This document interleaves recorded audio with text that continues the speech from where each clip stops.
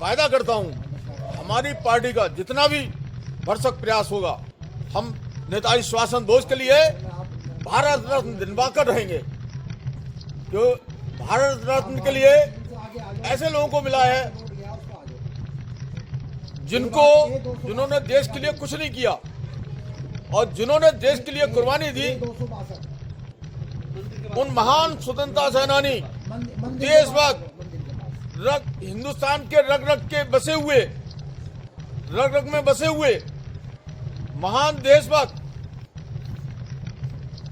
सुभाष चंद्र बोस, हमारी पार्टी का ये वायदा है कि हम जहां तक कोशिश होगी भरसक, हम इनको भारत रत्न दिलवाकर रहेंगे।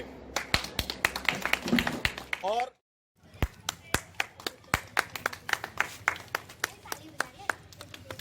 आज अखिल भारतीय अमन कमेटी के लिए बहुत ही गर्व की बात है कि हम ऐसे परिवार को सम्मान दे रहे हैं जिनके दादाजी ने देश की आज़ादी के लिए, स्वतंत्र के लिए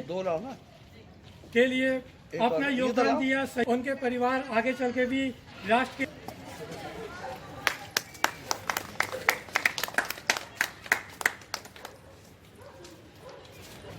भारतीय अमन कमेटी जिंदाबाद जिंदाबाद, अखिल भारतीय अमन कमेटी जिंदाबाद जिंदाबाद, अखिल भारतीय अमन कमेटी जिंदाबाद जिंदाबाद, नेताजी सुभाष चंद्र बोस अमर रहे।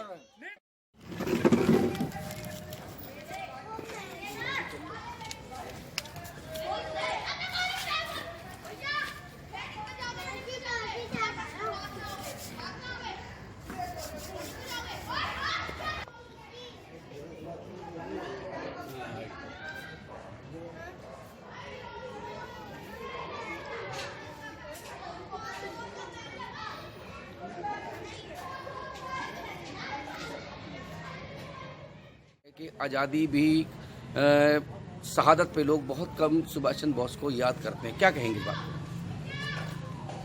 कि सुभाष चंद्र बोस को तो हमेशा याद किया गया है, ऐसा नहीं है कि नहीं किया गया। आपको मैं एक बात याद दिला दूं कि चांद चौक के पास एक सुभाष मैदान है जहां पे सुभाष चंद्र बोस की मूर्ति भी आज भी लगी हुई है, और वो आज की नहीं है, नेहरू जी के टाइम की लगी हुई है। लोग बाग ये कहते हैं कि भाई अभी मन रहा है सुभाष चंद्र बोस जी का। सुभाष चंद्र जी का बोस शुरू से मनता आ रहा है, मगर एक ये है कि बड़े पैमाने पे अब होने लगा है। पहले क्या था, गिने चुने लोग करा करते थे। आज जबकि इनका बलिदान बुलाया नहीं जा सकता, इन्होंने एक ऐसी फौज बनाई, आज़ाद हिंद फौज। अगर वो फौज ना बनती तो शायद आज़ादी नहीं मिलती थी। आज जो हम जो चैन से बोल रहे हैं, जो आज़ादी मिल रही है ना, जिस मर्जी को जो मर्जी कह दिया, किसी को कुछ भी कह दिया, ये आज़ादी तो है हमारी। उस आज़ादी का लोग बाग नाजायज फायदा भी उठा रहे हैं। सुभाष चंद्र बोस जी कहते थे कि एक बारी वो हिटलर ने पूछा सुभाष चंद्र बोस जी से कि आप ये बताइए जब देश आपका आज़ाद हो जाएगा तो आप क्या करोगे? कहने लगे सबसे पहले मैं एक कानून के दायरे में रहना जीना सिखाऊंगा, जो कि है नहीं है। उन्हें जीना सीखेंगे तभी कुछ आएगा, मगर ऐसा नहीं हुआ। अगर आज सुभाष चंद्र बोस होते तो शायद हम लोग जो है ना एक दायरे में बोलना जानते हैं।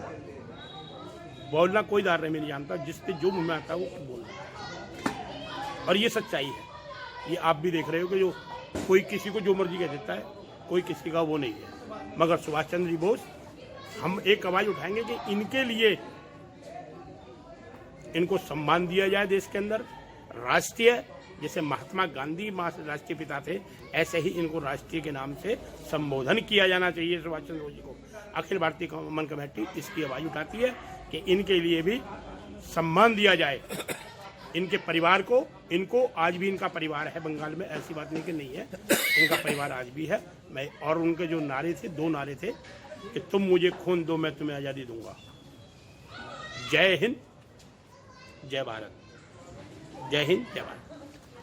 जिस तरह से विनोद गुप्ता जी ने आज जानकारी दी सुभाष चंद्र बोस जी की 125वीं जयंती पर, और बात करेंगे उत्तर प्रदेश के प्रदेश अध्यक्ष आर.के. सक्सेना जी से, जिन्होंने उत्तर प्रदेश में ही नहीं बहुत से ऐसे राजनीतिक लोग हैं जिनके माध्यम से इस पार्टी का परचम लहराया हुआ है। और बात करता हूं आर.के. सक्सेना जी से।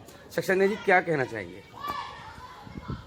पहले तो मैं आज सभी के दिलों की धड़कन नेताजी सुभाष चंद्र बोस के लिए करबद्ध नमन करता हूँ, जो हमारे ही नहीं पूरे भारतवर्ष के प्रेरणा स्रोत रहे, आज़ादी के प्रेरणा स्रोत रहे और उनकी वजह से ही आज देश में हम सुख की और आज़ादी की सांस ले रहे हैं। सुभाष चंद्र बोस के लिए भुलाया नहीं जा सकता, उनकी कुर्बानियों के लिए भुलाया नहीं जा सकता। सुभाष चंद्र बोस के लिए आज तक 70 साल में मैं ये समझता हूं